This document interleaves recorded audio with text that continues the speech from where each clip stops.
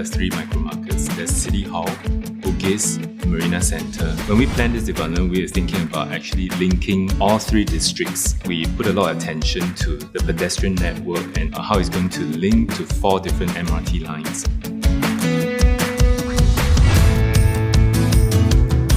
We are going to attract thousands of talented people to come into Guoco MidTown. When we talk about rejuvenating a location, it is not just the physical, but it is really that influx of this new group of people. It will catalyze the transformation that's already happening in that district. So when we looked at the site, we're getting the essence of the old neighbourhood with the contemporary tower city and putting the 2 together. Rather than just a podium development with a series of towers, what we're trying to do is create a bit of urbanity, a bit of city building back on this site. So we're getting the fine-grained human-scale development coming out of that, together with the towers. In fact, we've got 7 different squares and gardens. So it's broken down. So it's not a massive, it's, as we keep talking about, this sort of human scale. While they could accommodate large events, the notion is you'll feel very comfortable within them. Guoco MidTown will not be a product that is on a standstill, but it will continue to grow, evolve. You are part of a dynamic development. When we design residential property, we always think about it from the user's perspective. So one of the things that has become quite clear is that our lives are now much more integrated. So we have conceptualized and designed the residential apartments as basically for live, work or entertain at home. If you look at the layout plan, it's actually a rectilinear space. It's not a space that appears to be disjointed.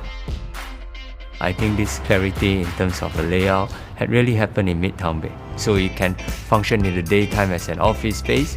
You could do a bed concept like a Murphy bed that flips down. That in the daytime is actually a work area. In the night, it could be a sleeping area. And this allowed a play of activities, of functions that strangely, as I say, can work within such a small area. It's a home that allowed a growth of activities to happen. There's this highly activated, familiar public realm open space system that's got all this buzz and activity happening down below. Then the residential component really floats up above it, so it's elevated, so you can be removed. It's taking advantage of the great views that exist, the towers located in a way to look past and not be overlooked by the adjoining towers. We twisted the tower, orientated it to maximise the outlook. That seemed critical to us. So once you're in your own unit, you're in your own private space, but if you want to get out, it's all happening down below you in the gardens and squares in the MidTown that we've created.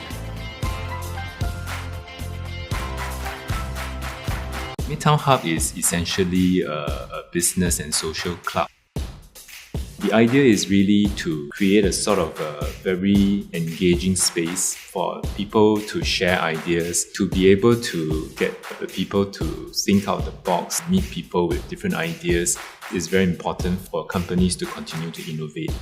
When you live in MidTown Bay, you are directly plugged into this network activities and people and communities. Cities that stand out that we all want to go and visit are characterised by great streets, great places, great neighbourhoods, and that's what we've sought on this development. It's simple yet powerful, and there's so much things that's happening inside, and I can't wait to see the whole development complete. Owning MidTown Bay is essentially like owning a piece of Guoco MidTown and everything else that Guoco MidTown has to offer.